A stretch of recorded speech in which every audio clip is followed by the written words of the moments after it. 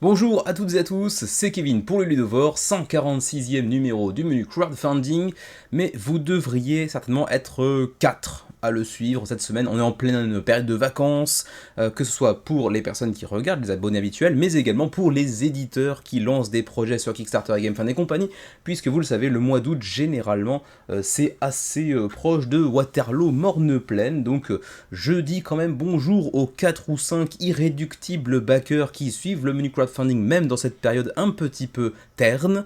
On va faire un menu très très court, encore une fois, ça fait déjà 2-3 fois qu'on est en dessous de l'heure, je crois autour de 45 minutes. Je prends pas trop de risques parce que normalement il n'y a vraiment pas beaucoup de projets, et encore moins parmi ceux-là de projets vraiment intéressants. Du coup, on est parti, entrée, plat, dessert, parce que oui, il y aurait quand même un dessert dans le tas malgré tout, avec une allusion à la France qui plus est.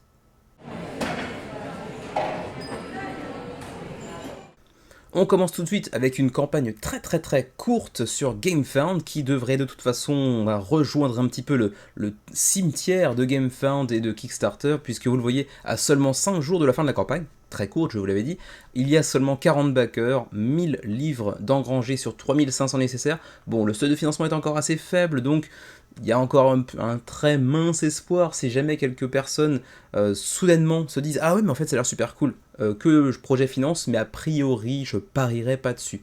Et donc Power, c'est le projet de Star Metal Studio. J'aime bien le nom de l'éditeur, mais pour le reste, bon, c'est un petit jeu de cartes, de gestion de main, de confrontation pour 2 joueurs, pour des parties de 20 minutes, 8 ans et plus, ce qui en fait un jeu très abordable, très accessible en termes de règles, et donc comme je vous l'ai dit, gestion de main avec différents petits personnages adorables, que ce soit des chiens ou des chats. Il y a aussi une carte de cochon, je crois, disponible peut-être uniquement dans la campagne, je ne sais plus. C'était ici, le Piss Peg, qui lui est au-dessus des chiens et des chats, une sorte de divinité pour la paix. Mais bon, en gros, vous allez vous affronter avec des chiens et des chats. C'est pour 21 livres, donc ça doit faire environ 24-25 euros approximativement. Donc c'est amateur de cette DA assez choupi, même si c'est très très amateur dans la présentation globale de la campagne, mais également des cartes. Ça pourrait éventuellement être une bonne idée, mais bon, j'encourage personne forcément à aller le backer. C'est un tout petit projet, assez amateur. 47 backers, on ne devrait même pas pouvoir financer théoriquement d'ici la fin de la campagne. Avis aux amateurs de Roll Wright, en voici une collection, donc ça va pas faire plaisir à Anthony. Dice Pen Collection, un petit set, comme vous le voyez, il y en a 10 jeux de Roll Wright publiés par Dice Pen, justement, parce qu'en fait c'est la Dice Pen Collection, la collection des précédents jeux, enfin des jeux pondus jusqu'à présent par Dice Pen, dont vous voyez, c'est la 8e campagne actuellement sur Kickstarter. Vous les connaissez peut-être, on avait parlé d'eux, notamment pour Race and Ride, pour Wildlife Dice, je me rappelle aussi de Vitreum. Les autres, j'avoue que je ne m'en rappelle pas des masses, même Roll and Rock, ça me dit rien, mais visuellement, globalement, ça présente plutôt pas mal en général. Bon, après, c'est du Roll and Write, c'est du print and play également, souvent. Vous voyez, il y a un 3, 8 euros, un truc comme ça, donc à 5 $. Donc généralement, c'est du print and play. Mais la direction artistique est généralement plutôt bien foutue. Et donc là, ils nous pondent 10 jeux. Alors, sont uniquement, oui je dis sont uniquement des jeux qui sont précédemment sortis, ou est-ce que c'est vraiment une collection de jeux purement nouveaux? J'ai pas eu le temps de checker, enfin j'ai pas pris le temps de checker en réalité.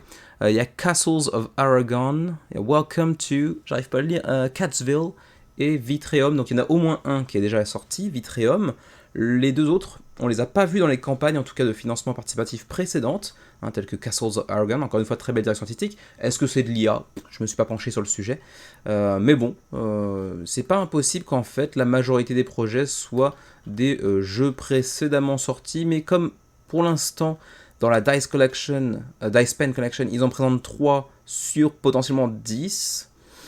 Difficile à dire, parce que c'est affiché comme étant 10 jeux, donc bon, à voir, j'ai pas checké en détail pour le coup. Castles of Aragon, c'est pour des gens de 8 ans et plus, pour 1,99 joueurs comme souvent les Run and Write, a fortiori quand c'est des print and play, pour 20 à 30 minutes la partie. On a aussi donc Welcome to Catsville, même chose en 8 ans et plus, 1 à 99 à joueur, 20 à 30 minutes, donc c'est toujours un peu la même configuration de joueurs recherchés pour les jeux de Dice Pen.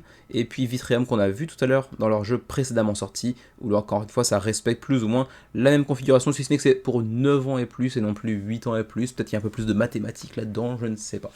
Voilà, toujours avec une DA, toujours assez charmante je trouve de manière générale. Reste à voir si ils vont nous présenter éventuellement les autres jeux de la collection, ou est-ce que c'est juste une façon de parler qu'on a un set de 10 jeux présentés en haut de la campagne, mais même les campagnes, non pas du tout, les pledges sont présentés comme étant solo, duet ou trio, donc 1, 2 ou 3 jeux. Du coup, a priori, il n'y aura peut-être pas 10 jeux durant la campagne, à mon avis, hein, ou alors il faudra aller les débloquer, ce qui n'est pas impossible non plus. On voit ici Dice Raiders Secrets of Aztecs, qui est locked, tout comme Dice Rose Railways. Donc j'imagine qu'ils vont essayer de débloquer au fur et à mesure plus de jeux. C'est le numéro 4, ça c'est le numéro 5, on le voit en haut d'ailleurs. Donc à mon avis, c'est ce système-là, ouais, on va débloquer d'autres jeux de cette collection à mesure que l'on atteint des seuils de financement, 3000 euros, 4500 euros, etc. Là, actuellement, on est à 1500, donc ça risque d'être compliqué, on va pas en débloquer des masses à mon avis. Ceci dit, pour l'instant, il y a 60 contributeurs, 11 jours avant la fin de la campagne, le jeu n'est pas encore, enfin le projet n'est pas encore financé, donc c'est un petit peu compliqué. Mais bon, on verra bien où ça nous mène. 8, 15, 21 euros pour ceux que ça pourrait intéresser. Et ce sera à mon avis encore une fois des fichiers digitaux à imprimer par vous-même. Auquel cas, c'est un petit peu cher pour le coup, parce que souvent les Roll and Ride c'est plutôt aux alentours de 3, 4, 5 euros. Là, si c'est 8, c'est quand même un petit peu cher, ce qui explique aussi en partie le manque d'attrait pour cette campagne, en tout cas pour l'instant. Voilà donc pour ce qui est de Dice Pen Collection. On enchaîne, c'est la semaine des projets amateurs, vous allez voir, avec un jeu qui nous vient de Hollande. Il s'agit de Pizza Chef The Next Generation, un jeu familial dans lequel vous allez entrer en compétition avec vos partenaires autour de la table, vos collègues on pourrait dire, hein, pour réussir ou pas à obtenir le titre de Pizza Chef, justement. Le titre éponyme, pour prendre la suite d'un célèbre chef pizzaiolo de la ville. Bon, vous le voyez, hein, c'est très très sommaire en termes de présentation visuelle. On est encore une fois sur un projet assez amateur. C'est le premier projet de Benki Games, projet qui vient de Hollande, comme j'ai dit tout à l'heure. Benki qui, en japonais, veut dire chiotte. Donc pour quelqu'un qui est japonophone, ça vend pas du rêve comme nom d'éditeur. Mais bon, voilà, petite pièce, petit morceau de connaissance japonophone que je vous offre quand même. Benki, ça veut dire le trône, le chiotte, quoi, en gros. Voilà, c'est pas génial comme nom d'éditeur, mais bon, c'est pas leur langue à eux, donc ça ne les concerne pas forcément. C'est pour 1 à 4 joueurs, c'est pour 10 ans et plus, encore une fois un jeu relativement familial, pour des parties qui vont osciller entre 30 et 90 minutes, donc ça peut être un petit peu long quand même, malgré tout, mais potentiellement relativement court aussi, donc c'est un peu le cul entre deux chaises en termes de durée de partie potentielle. Un autre truc qu'on pourrait aussi signaler, et ça c'est malheureusement un petit peu dommage, c'est qu'il ne présente pas le jeu de manière très efficace sur la page de campagne. On ne sait pas exactement de quel jeu il s'agit, ce n'est pas présenté ici, là c'est du fluff on va dire. Là on n'a pas de mots-clés pour nous dire de quel genre de jeu il s'agit.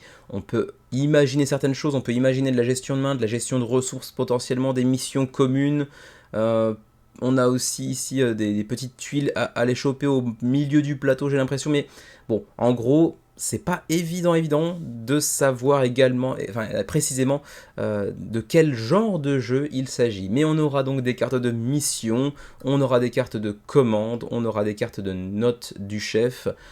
Bon, on peut imaginer qu'il y aura on peut l'imaginer facilement, c'est écrit ici, qu'il y aura des missions à compléter, une sorte de compétition un petit peu à la vitesse, une sorte de course pour réussir à compléter les projets qui nous sont proposés. On a différentes sortes d'ingrédients, les petites tuiles qu'on a aperçues au centre ici, ce sont des ingrédients que vous pourrez utiliser pour ensuite composer vos différentes pizzas. Bon, ça fait encore une fois un projet assez amateur. Là, vous avez le How to Play pour vous expliquer un petit peu plus en détail de quel genre de jeu il s'agit, avec à chaque fois 2 actions différentes lors de votre tour, ou bien 2 fois la même action, et parmi 7 actions possibles, qui sont donc choisir des missions, prendre des commandes, recevoir une note du chef, ensuite, comment dirais-je, aller chercher des ressources, enfin, aller chercher des ingrédients pour vos pizzas, ensuite livrer vos pizzas, ou défausser, puis remettre de nouveaux ingrédients sur le marché des ingrédients, quoi, en gros. Donc voilà, ça a l'air d'être relativement classique. J'aime bien la thématique pour le coup, mais l'aspect visuel est quand même assez amateur, assez clairement. Même si ça a son petit charme malgré tout, hein, il faut être honnête. Mais a priori, c'est quand même pas un jeu pour moi. Voilà donc pour ce qui est de Pizza Chef, ça coûte quand même 35 € pour le pledge de base en anglais ou en hollandais. 40 si vous prenez une micro-extension de Mean Chef. Et puis ma foi, c'est à peu près tout. Ouais, c'est à peu près tout pour ce qui est de Pizza Chef, premier projet de Benki Games, qui pour l'instant en tout cas est financé, hein, avec 77 contributeurs, 12 jours avant la fin de la campagne et 5 700 € d'engrangés. Il y a un an tout pile, c'est comment il s'appelait déjà, Jack Smith. Jack Smith avait lancé Golden Grog, et ça avait financé avec quand même 240 contributeurs à l'époque, et donc il remet le couvert avec l'extension, oui, je parle avec un accent assez étrange, je ne sais pas moi-même d'où il vient, l'extension Golden Grog Maritime Merchants, donc les marchands maritimes, on va dire, marchands marins, quoi, pour 45 minutes, 3 à 5 joueurs, pour 10 ans et plus, et donc l'éditeur de Jack Smith c'est Next Adventure Games, et pour l'instant, ben, ça suit plutôt le chemin de son prédécesseur de Golden Grog, puisqu'avec 135 contributeurs et encore 24 jours avant la fin de la campagne, ça devrait pouvoir dépasser le score de son prédécesseur. On est actuellement à 7000 € d'engrangés sur 9000 nécessaires, donc ça devrait pouvoir se faire. Et donc, c'est un jeu relativement familial avec du Take That, donc attention, hein, c'est pour 20 minutes la partie, 2 à 6 joueurs, 10 ans et plus. Donc les statistiques sont pas exactement les mêmes que celles qui sont mentionnées ici, ce qui est quand même un petit peu étrange. Et donc, c'est un jeu qui pourrait prendre assez peu de temps à être appris par les plus jeunes, environ 5 minutes pour apprendre le jeu, et donc ensuite pouvoir se mettre sur la tronche. On va donc bien sûr en bon pirate que nous allons incarner chercher à accumuler différents trésors tout en évitant certains ennemis tels que des requins par exemple, ou encore d'autres pirates je peux imaginer. Ensuite on va aussi se foutre sur la tronche les uns les autres avec un petit peu de gestion de main, avec des canons, avec des assauts sur des navires ennemis, choper des cartes au trésor et ainsi de suite. Alors, petit jeu de pirates et de take that relativement accessible, on l'a dit, hein, avec, voilà, on retrouve ici par contre les stats qu'on avait mentionné tout à l'heure, de la configuration qu'on avait mentionné tout à l'heure, 45 minutes, 3 à 5 joueurs, 10 ans et plus, parce que là c'est Golden Grog Maritime Merchants, alors que tout à l'heure ce qui était mentionné ici c'était juste pour Golden Grog, donc la première campagne, c'est celle de ce jeu-là que vous voyez là, et donc la nouvelle extension Golden Grog Maritime Merchants qui vient potentiellement rallonger un tout petit peu les parties, qui vient modifier un petit peu les configurations, mais qui vient ajouter des upgrades, qui vient également ajouter de nouveaux types de cartes telles que des faveurs de marchands, et puis aussi de nouvelles cartes à exploiter bien évidemment. Vous pouvez donc utiliser bien sûr le jeu et l'extension, ce n'est pas un standalone a priori, vous aurez besoin du jeu de base à mon avis, hein. Oui c'est bien ça. Voilà, on va pas passer trop de temps là-dessus, parce qu'encore une fois, il ne s'agit que d'une mention honorable, d'une entrée de cette semaine. Sachez qu'il y a quand même plusieurs conditions de victoire, si je me souviens bien aussi dans le jeu, mais bon, je me suis un petit peu perdu dans la page. 18$ pour Golden Grog, jeu de base. 10$ également pour l'extension, donc c'est une extension assez lourde, vous le comprenez bien, parce qu'en fait elle coûte quand même le même prix que le jeu de base en lui-même, et vous pouvez prendre aussi un combo jeu de base plus extension pour 35$. Voilà, ma foi c'est à peu près tout, on va pouvoir maintenant passer au projet suivant, tout simplement. Je sais pas pourquoi je m'emmêle les méninges là-dessus. Celui-là, en revanche, est un peu plus intéressant, ne serait-ce que thématiquement et en plus visuellement, il est aussi mieux présenté. J'ai d'ailleurs longuement hésité à le placer entre les entrées et les plats principaux. Bon, au final, je l'ai mis dans les entrées parce que le nombre de contributeurs est assez faible, mais j'aurais peut-être dû le mettre dans les plats principaux, ça n'a aucune importance, je prendrai le temps que je prendrai, c'est pas grave. Il s'agit de Chicago 68, Chicago 68, comme l'année 68 bien sûr, un jeu dans lequel on vous propose de partir bien sûr à Chicago, jusque-là aucune surprise, en 1968, là encore une fois aucune surprise, époque de mouvements sociaux assez importants, un petit peu révolutionnaires on va dire, et de désordres assez conséquents, avec des émeutes notamment assez importantes à l'époque. Chicago 68, pour l'instant, a recueilli quand même 334 contributeurs, 25 jours avant la fin de la campagne, et un peu plus de 22 600 euros d'engrangés. Pour l'instant, c'est donc financé. C'est le 8e projet de Jim Dietz, qui, par le passé, avait pondu plusieurs jeux avec, encore une fois, des, comment dirais-je, implications, enfin des implications non, mais des influences assez fortes sur ce qui est de la politique, l'histoire et la politique assez fortement imbriquées de manière générale, avec Order of the Day Normandy, Off with His Head, Free at Last, ou encore 1979 Revolution in Iron. Bref, il y a quand même pas mal de jeux un petit peu historico-politiques, et donc il remet le couvert avec Chicago 68, qui est un jeu cette fois-ci de Action Selection, donc sélection d'actions au milieu d'un pool d'actions prédéfini bien évidemment, de contrôle de territoire, de construction de main on va dire, donc de gestion de main qui va de pair bien sûr, et puis aussi d'activation de tableaux, parce que vous allez faire un tableau de cartes devant vous et vous allez pouvoir les activer au cours de la partie. C'est pour 60 à 90 minutes si vous jouez en solo ou en coop, à 2 joueurs 90 minutes, de 3 à 4 joueurs 180 minutes, donc un jeu potentiellement assez long. Et pourtant vous allez voir, c'est pas un jeu qui prend énormément de place, c'est pas un énorme jeu hyper fourni en matos, mais juste les implications mécaniques, stratégiques, etc. vont faire que le jeu potentiellement va durer assez longtemps.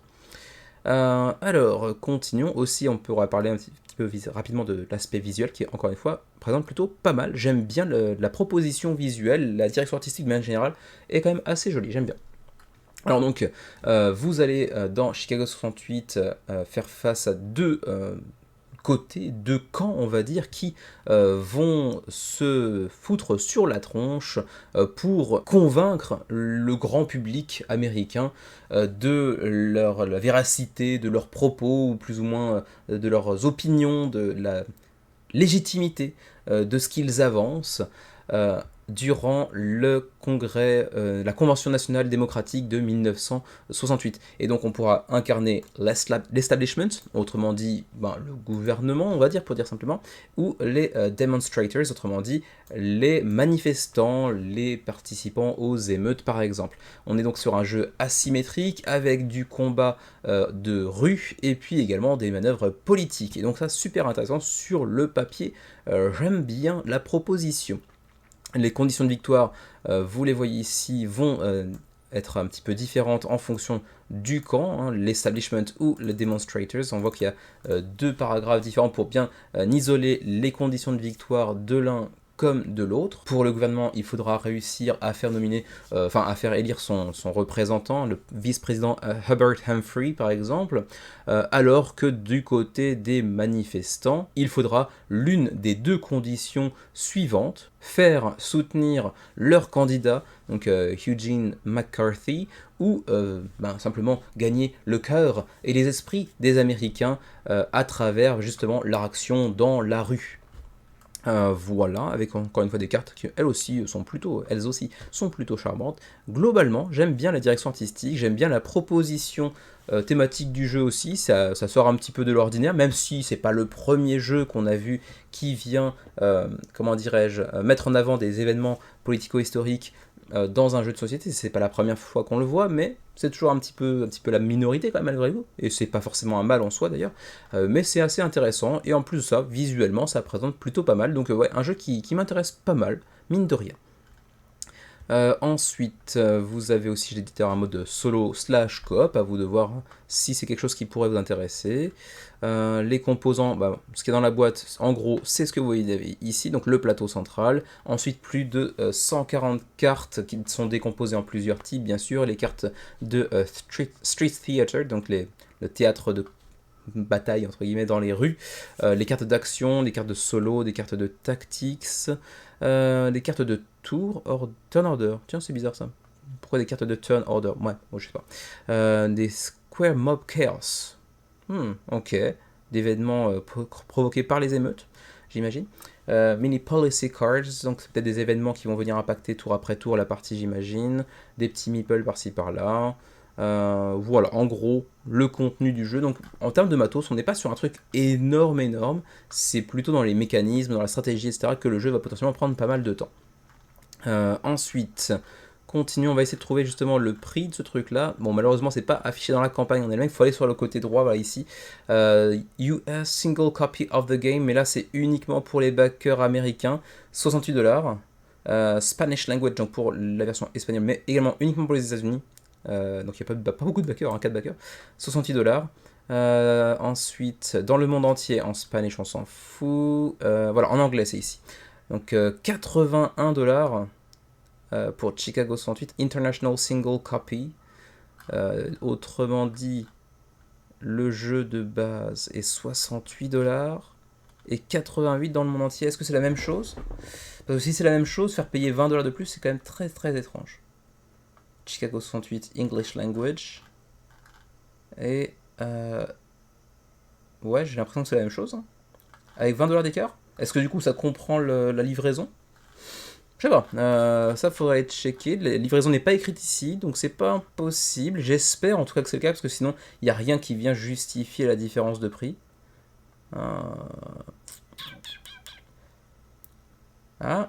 With shipping expenses already paid. Ok, donc les frais de port sont déjà payés. Donc ça c'est plutôt cool. Ça fait quand même 20$ de frais de port, mais pour un jeu de 68$, c'est relativement classique. Ok, bon, ça va, je m'attendais à pire, finalement ça va. Shigeru 68, 334 contributeurs, 25 jours avant la fin de la campagne, belle petite proposition, jeu assez original, plutôt bien illustré, qui semble intéressant. Et du coup, c'était le dernier projet des entrées de la semaine, on va maintenant pouvoir passer aux plats principaux. On commence par Ascending Fate du côté de chez GameFound, le projet de Freebooter Miniatures. C'est un jeu, comme vous l'avez compris, de miniatures et d'escarmouches. Donc on va aller assez rapidement parce que c'est un petit peu adjacent au jeu de société classique, on va dire, que l'on a l'habitude de suivre dans le menu crowdfunding, mais je les mentionne quand même parce qu'il y a quand même pas mal de ponts entre les deux mondes.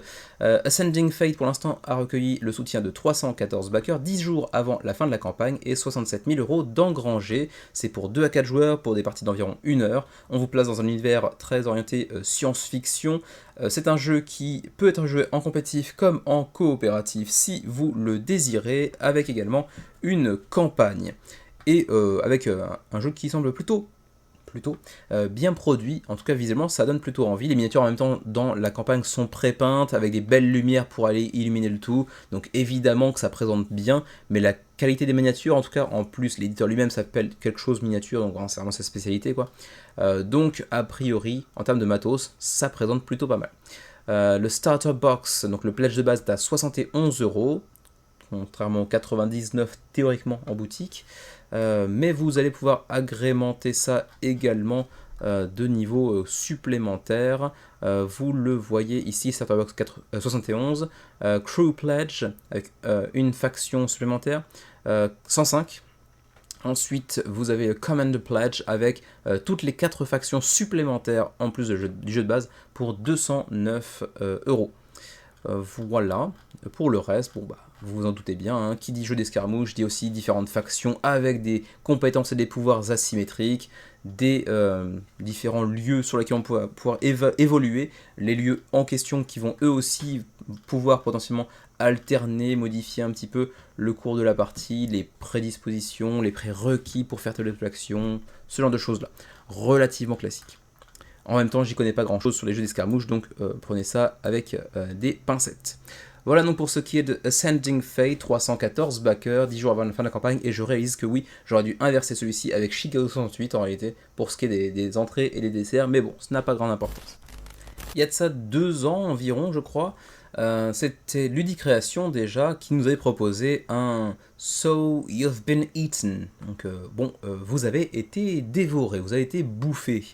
Et ben du coup, ils remettent un petit peu le couvert avec un épisode un peu dérivé, mais qui clairement partage le même genre de titre que son prédécesseur, avec So You've Been Cursed. Donc vous avez été maudit. Il nous propose une expérience un petit peu similaire malgré tout, puisque vous le voyez, c'était un des arguments de vente, pas hyper convaincant, mais quand même, du premier épisode, c'est que c'est un jeu jouable de 0 à 2 joueurs, parce que oui, le jeu peut jouer tout seul. Vous avez donc 2 factions en fait, hein. Dans le premier, vous aviez un astronaute, si mes souvenirs sont bons, et un monstre d'une planète lointaine. et les deux personnages pouvaient être joués par une IA, et vous pouviez même mettre les deux IA et le jeu jouer tout seul en fait. Et ben c'est un peu le même mécanisme ici, sauf que cette fois-ci ce sera une sorte de magicien, de sorcier on va dire, et un monstre, et encore une fois ils pourront se jouer les deux par une IA respectivement contre vous, ou alors deux IA l'une contre l'autre, et c'est l'œuvre de Scott Arms, un créateur assez célèbre, et toujours je crois que c'était déjà la même cas. Et toujours, parce que je crois que c'était déjà le cas pour le premier jeu, illustré par Kwanchai Molia, qui lui aussi d'ailleurs est un des illustrateurs les plus célèbres du milieu depuis 5, 6, 6 ans environ.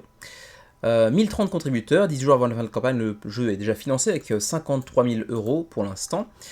Et c'est le 28e projet de Ludicreation que vous connaissez certainement, c'est les Finlandais qui jusqu'à maintenant nous ont proposé notamment On the Underground, So You've Been Eaten que l'on voit ici. Avant ça, qu'est-ce qu'on avait eu d'autre aussi? Alexandria, A Library in Cinders, Redacted, j'en avais entendu parler de ça. Mais c'est vrai que c'est souvent des projets dont j'entends pas tellement parler avec le recul, c'est pas des jeux qui ont laissé une trace vraiment mémorable semble-t-il. Mais bon, On the Underground a plutôt bonne presse. So You've Been Eaten, bon, ça dépend. Les retours sont assez partagés, assez mitigés, on va dire. Mais la proposition était assez originale. Et du coup, avec So You've Been Cursed, on revient sur un truc assez similaire, avec donc le sorcier, le magicien, face à un monstre en colère. Et donc, featuring, ici on vous présente un petit peu les différents mécanismes qui vont être mis en avant dans ce jeu. On aura donc des pouvoirs variables en fonction du joueur que l'on va choisir, du personnage que l'on va choisir bien évidemment, et asymétriques. Ce qui est asymétrique, c'est aussi les conditions de victoire. Les conditions de victoire sont aussi asymétriques. On aura du action points, donc des points d'action à aller dépenser selon ce que l'on projette de faire. Ensuite du point-to-point movement, donc des placements bien sûr. Pick up and deliver, donc on va choper des ressources à un point A pour ensuite les livrer à un point B par exemple. Et puis les dites ressources, il faudra aussi les gérer efficacement, donc la gestion de ressources, le tout pour un jeu qui dure environ 30 minutes et qui est très très bien illustré. Malheureusement, pas de VF pour celui-ci, en tout cas pas durant la campagne, ça viendra peut-être à terme, je ne sais pas. Mais déjà la boîte est quand même assez sympa, je trouve ça très joli. C'est un petit peu chargé, mais c'est joli.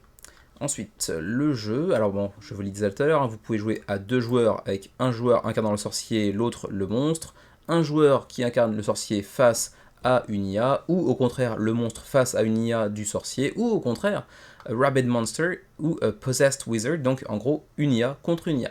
Et qu'est-ce que ça donne à ce moment-là? Est-ce que l'IA contre l'IA permet d'avoir des résultats différents à chaque fois qu'on tente l'expérience? Est-ce qu'on a envie de la tenter beaucoup de fois? Ça c'est encore autre chose, mais ça c'est une question qui m'intéresse un petit peu. Voilà le plateau, côté magicien, le côté monstre, asymétrique, bien évidemment, vous vous en doutez. Le contenu, on a donc la boîte, le plateau central que vous voyez ici, avec les différents points justement de déplacement, avec les différentes ressources, les différentes actions qui y sont possibles, vous l'imaginez. Ensuite, le mini plateau qui va être à droite et à gauche du principal pour le sorcier et pour le monstre. Ensuite, 99 cartes, donc certaines pour le sorcier, certaines pour le monstre bien évidemment, pour le solo, enfin pour l'IA entre guillemets. Ensuite des tokens, des meeples de villageois en tout genre, des petits moutons, et ensuite bah voilà, tout ce qui est de petits tokens supplémentaires, tels que des pièces, des tuiles d'énergie, et ainsi de suite.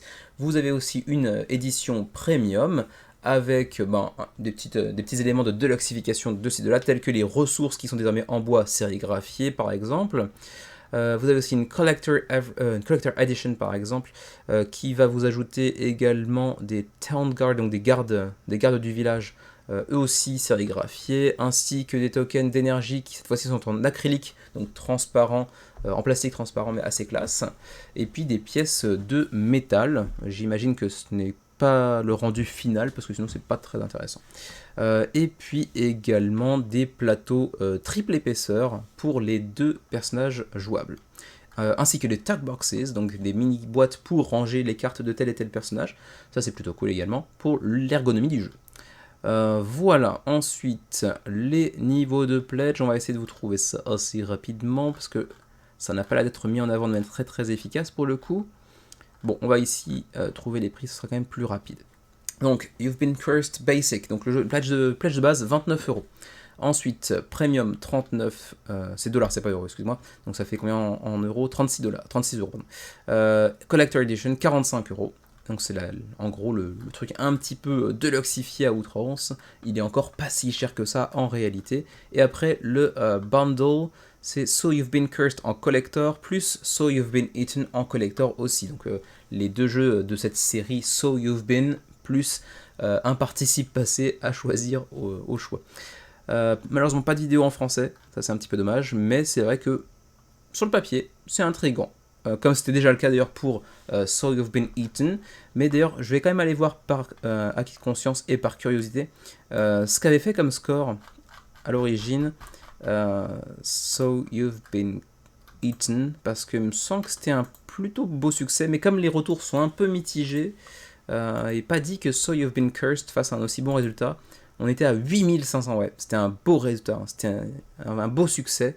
Et du coup, avec les retours un petit peu mitigés, finalement, 8500, on n'ira pas du tout les chercher. Là, si on va chercher 2500, 3000, ce sera déjà pas mal pour être tout à fait net. Donc, bon, à voir. Est-ce qu'ils ont revu leur copie? Est-ce que le projet va décevoir? On peut imaginer que comme on reste sur cette série de So You've Been, on peut imaginer qu'ils ont su gommer les défauts, retravailler un peu le projet, etc., pour proposer un truc un peu différent, mais aussi gommant les erreurs ou les errances de son prédécesseur. Philibert, tiens, pour ce qui est de la logistique, est-ce que ça veut dire qu'on aura potentiellement une VF par la suite? Difficile à dire pour l'instant. Alors ensuite, en regardant pour le fulfillment, le shipping. Shipping. Bon, bah, il n'y a rien de très très détaillé, hein. Pourtant, le shipping, c'est écrit ici. Mais c'est un peu galère. A priori, ce serait 14$. Ouais, 14$ pour le jeu, pour chacune des éditions du jeu, hein, que vous preniez la collector ou le truc de base, ce serait 14$, sauf pour ces prix-là qui sont apparemment pour les 48 États principaux des États-Unis, excluant ainsi Hawaï et l'Alaska par exemple. Mais 14$, donc en gros. Voilà donc pour ce qui est de So You've Been Cursed. 1036 contributeurs pour l'instant, 18 jours avant la fin de la campagne. Il n'y a pas longtemps, sur GameFound, on avait parlé de Labyrinth, 40e anniversaire, si je me souviens, un truc inspiré d'un film avec David Bowie. Et du coup, on repart sur un jeu édition anniversaire, cette fois-ci pas 40 ans, mais 20 ans, avec Dungeon Twister. Et quand on voit un jeu avec anniversaire, 20e anniversaire comme ça, on se dit, ouais, un truc des années 90, c'est cool. Et en fait, non. Il y a 20 ans, c'était 2004. Ça pique. Ça fait mal, hein, un petit peu quand on dit ça. 2004, c'était il y a 20 ans. Bref, on s'en fout. Dungeon Twister, c'est un jeu avec des miniatures, donc ça va coûter cher, vous vous en doutez, ça vient de Ludically. Ludically, qui a fait quoi jusqu'à présent? C'est eux qui avaient fait Rise and Fall, d'accord. Un jeu qui a l'air d'être très sympa, à l'époque que j'avais pas backé, mais qui a l'air très sympa malgré tout. Et donc Dungeon Twister, 20e anniversaire, qui pour l'instant a recueilli le soutien de 500 backers. 23 jours avant la fin de la campagne, le projet est financé avec 101 000 €. C'est pour 2 à 4 joueurs, pour des parties de 45 à 60 minutes, et c'est pour 11 ans et plus. Et on va avoir ici, avec cet 20e anniversaire, un très beau travail de réalisation, on va dire, de production, de qualité de production. On est sur un très joli jeu avec des belles miniatures, et qui vient redonner vie à un jeu qui, semble-t-il, avait connu quand même un assez beau succès. En plus, c'est quand même Christophe Bollinger derrière, donc un auteur assez célèbre. D'ailleurs, c'était l'auteur de Rise and Fall, si mes souvenirs sont bons. Et donc, qu'est-ce que vient nous proposer cette campagne pour cette édition 20e anniversaire? Why Back Now? Alors d'abord, vous aurez une pièce de métal. Bon, on s'en fout un petit peu, mais c'est une exclusivité. More Games, Less Cost. Donc plus de contenu, mais avec un prix réduit, apparemment. Si vous prenez du all-in, par exemple, le discount sera assez intéressant, semble-t-il. Ensuite, on aura aussi des exclusivités GameFound, ça c'est plutôt intéressant pour ceux qui vraiment sont à fond sur le jeu. Ensuite, vous pourrez recevoir aussi le jeu avant l'arrivée en boutique, mais bon, ça c'est relativement normal, c'est relativement classique. Alors, Game Essentials, d'abord. Deep Strategic Gameplay with Multiple Paths to Victory. Donc, une expérience stratégique dynamique et profonde avec différents chemins vers la victoire. Ça, c'est toujours cool quand un jeu vous propose différentes conditions de victoire potentielles. Avec, vous le voyez ici, de l'exploration aussi, hein. On va être amené à se déplacer sur une map, et quand on atteint un certain seuil d'exploration, on va pouvoir retourner des tuiles pour ensuite découvrir ce qui se trouve derrière et continuer notre exploration. On pourra aussi utiliser différentes cartes pour notamment effectuer des actions de déplacement, entre autres, donc aussi l'aspect de gestion de main.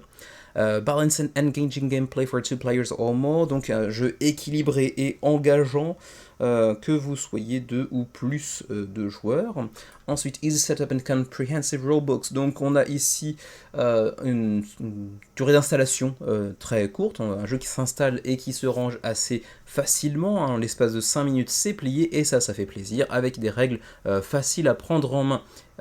Ensuite, des composants de haute qualité avec des miniatures détaillées. C'est vrai que les miniatures ont l'air d'être plutôt correctes. C'est pas forcément les plus belles qui m'étaient étonné de voir, mais elles sont quand même plutôt joliment réalisées. Avec un artwork qui a été refait apparemment. Donc ça aussi c'est bon à savoir. L'édition originale sera peut-être un petit peu différente de la nouvelle en termes de direction artistique, ça c'est pas forcément un mal. Des tuiles plus grandes que par le passé également, des bases de miniatures colorées pour mieux les identifier.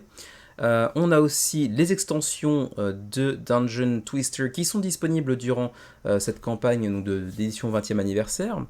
Ça aussi, c'est bon à savoir, notamment le module pour jusqu'à 3 à 4 joueurs par exemple. Ensuite, les pledges, on a le Goblin Pledge à 69€, donc là c'est le jeu Dungeon Twister en l'état, avec les petites bases que vous voyez ici, les miniatures, les tuiles de lieux à l'explorer. Ensuite, le Paladin Pledge à 115€, il vient ajouter l'extension pour jouer à 3 à 4 joueurs, ainsi que l'extension Paladins and Dragons, donc un peu plus de contenu en termes de gameplay également. Ensuite, on a le Minotaur Pledge à 149€ qui ajoute la même chose, plus une extension Creatures Sylvesters, donc les créatures sylvestres, avec encore plus de contenu bien sûr. Ensuite, à 199€, on a le Pledge Archmage, donc Archimage en gros, qui vient ajouter le mode solo ainsi qu'un playmat en néoprène. Qui n'a pas l'air d'apporter tellement de choses, un petit peu d'espace pour des cartes, j'ai l'impression, une rivière de cartes, mais bon, ça n'a pas l'air d'être le néoprène le plus judicieux, le plus nécessaire qui m'est honnêteté de voir. Oh, je baille. J'ai passé une courte nuit, excusez-moi. Ensuite, Product Offer, bon ça c'est le différentiel entre les différents niveaux de pledge, on s'en fout.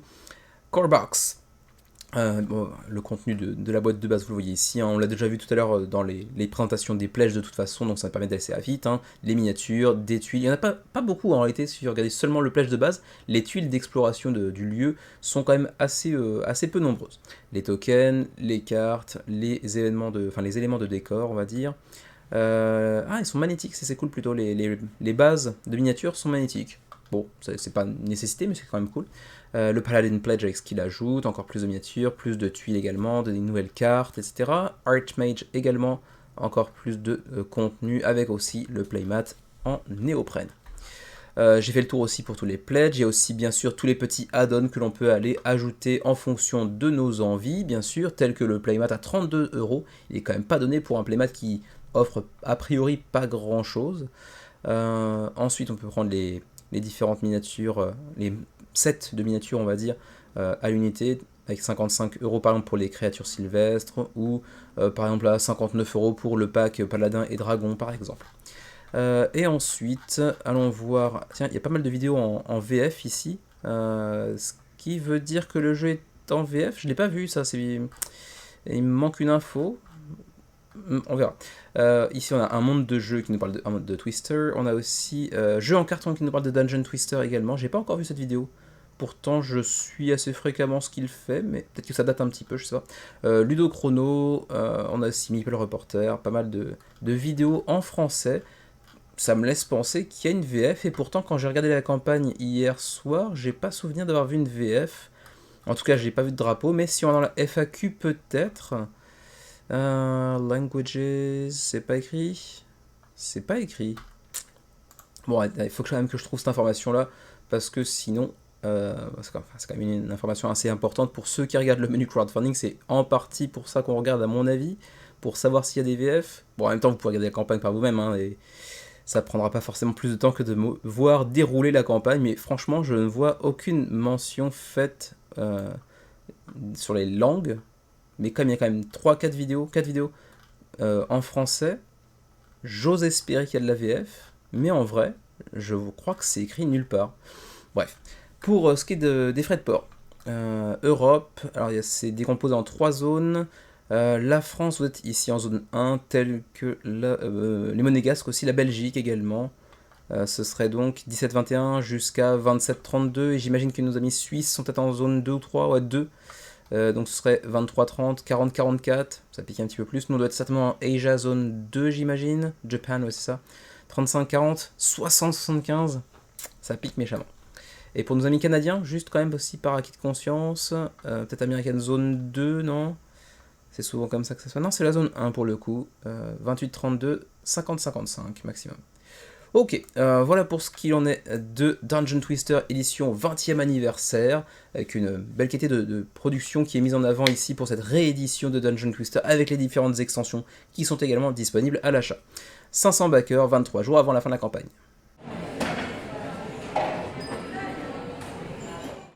Alors, on termine sur le projet, le seul en fait qui m'intéresse personnellement cette semaine, c'est The Cats of Mont-Saint-Michel par Raybox Games, actuellement en cours de campagne sur GameFound.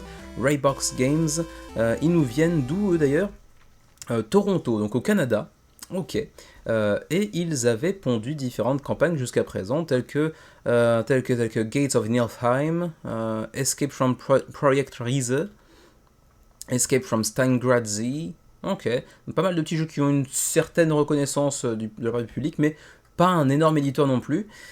Et donc il se lance sur ce nouveau projet assez intéressant, donc les Chats du Mont-Saint-Michel, qui, vous le voyez, hein, vous l'avez vu en tout cas ici, voilà, peut se jouer en solo comme en coop, avec une installation rapide, un mode campagne, une aire de jeu assez contenue, assez serrée, pas trop ambitieux en termes de tables, parce que ici on galère à trouver des tables qui logent certains jeux assez conséquents. Streamlined Award-winning Path Unknown System. Ils ont un système de jeu qui s'appelle le Path Unknown, donc les chemins de l'inconnu, on va dire, qui a été primé à plusieurs reprises et qui est à nouveau utilisé dans Cats of Mont-Saint-Michel. C'est pour 1 à 4 joueurs, pour 20 à 40 minutes par session de jeu. Donc ça aussi, assez étonnant dans le bon sens du terme pour le coup.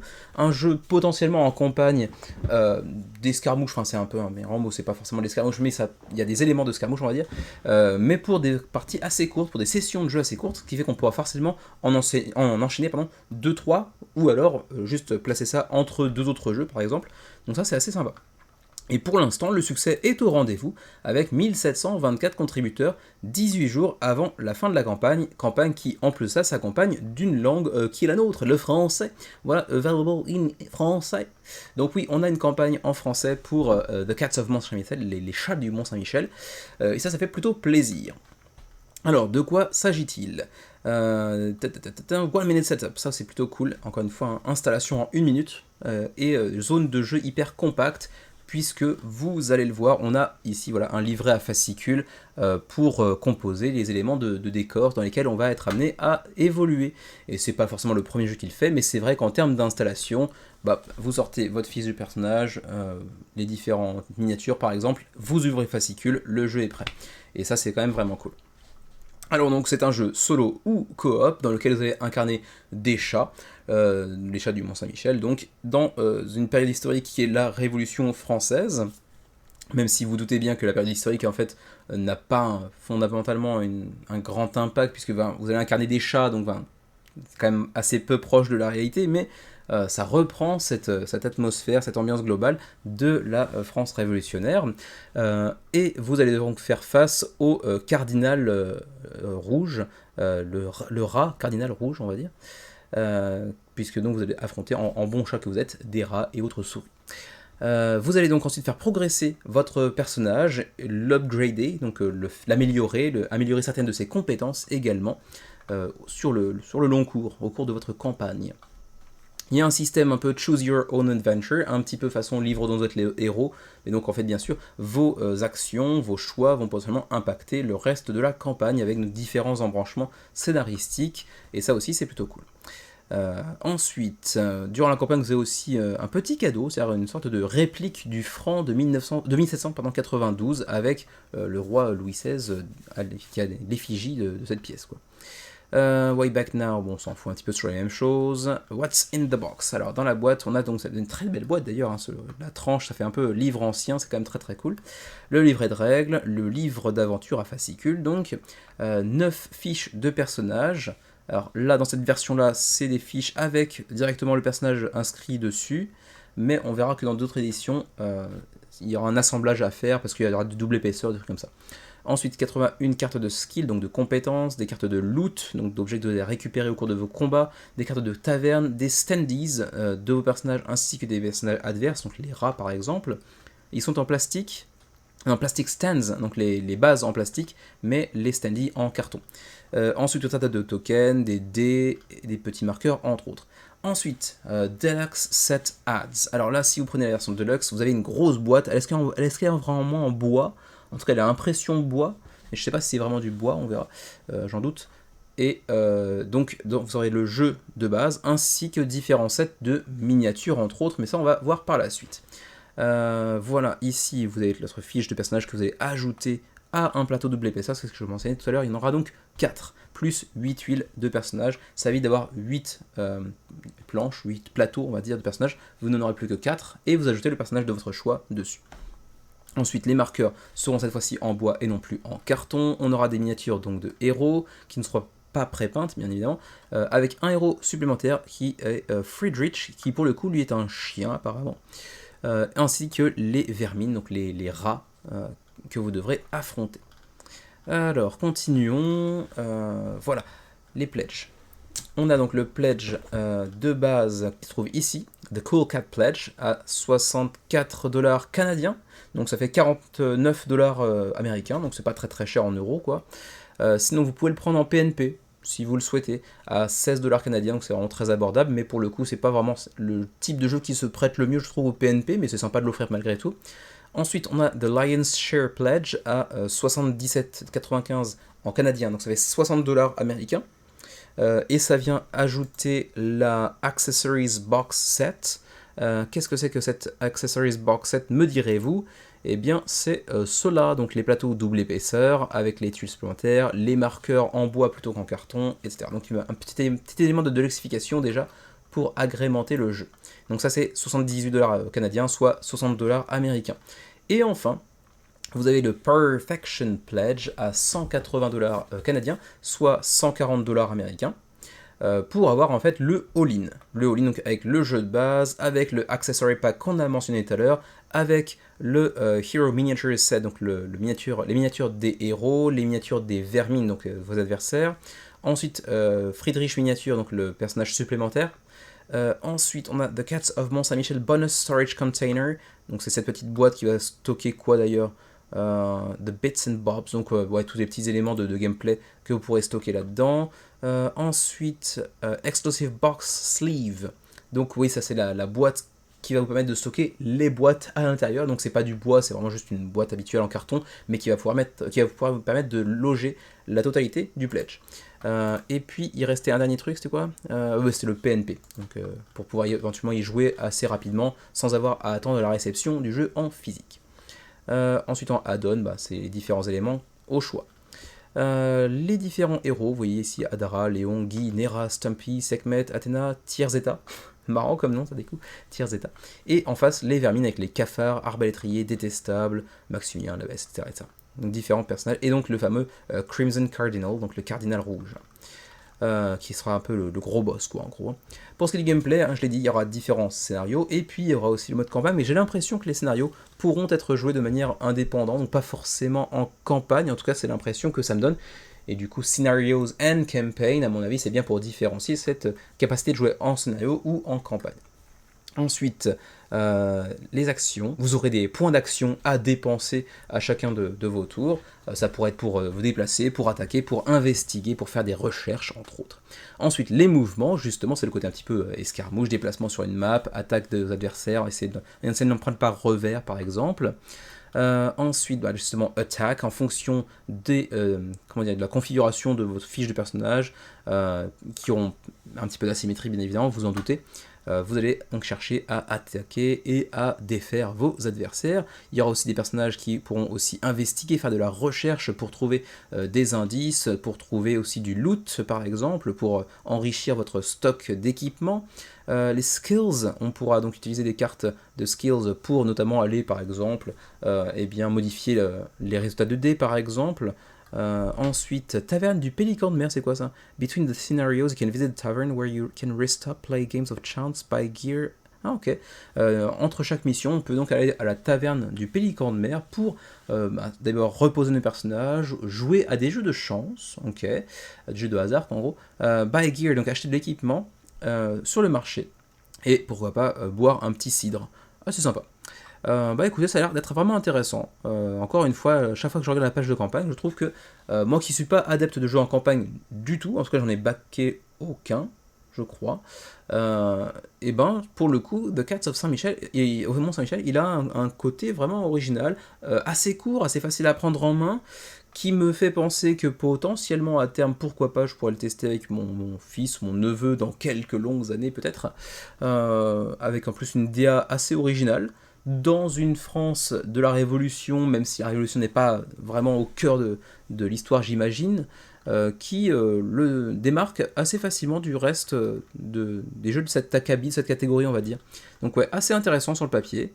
Je sais que ces 2-3 dernières semaines, il y a eu pas mal de commentaires sur ce jeu alors qu'il n'était pas encore arrivé sur GameFound, donc il y a quand même pas mal de joueurs qui ont été assez intéressés par le projet, et je peux le comprendre assez aisément.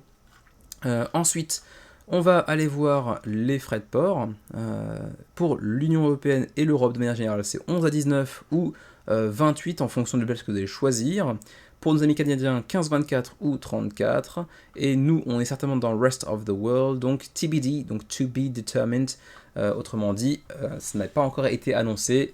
Donc bon, on va attendre les quelques jours qui nous séparent de la fin de la campagne pour voir si c'est mis à jour, ou potentiellement poser la question dans les commentaires pour voir si on peut avoir une réponse, mais ça veut dire généralement que ça va être assez cher. Ça dépendra aussi du nombre de pledges, enfin du nombre de backers, j'imagine, des zones en question. Tout à coup, si on a 500 backers japonais, effectivement, peut-être qu'ils s'arrangeront pour négocier avec un transporteur digne de ce nom et avoir des frais de port pas trop dégueux. Voilà donc pour The Cats of Mont-Saint-Michel, 1724 backers, le vrai beau projet de cette semaine, le seul qui dépasse 1500 backers, parce qu'on avait vu quand même So You've Been Cursed qui avait fait 1000 quelque chose, mais c'était pas flamboyant non plus. Et donc pour l'instant, 264 000 $ canadiens d'engranger 18 jours avant la fin de la campagne.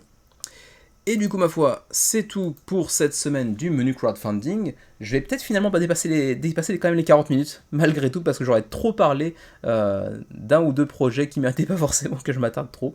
Mais bon, que voulez-vous, c'est une mauvaise habitude, je parle trop.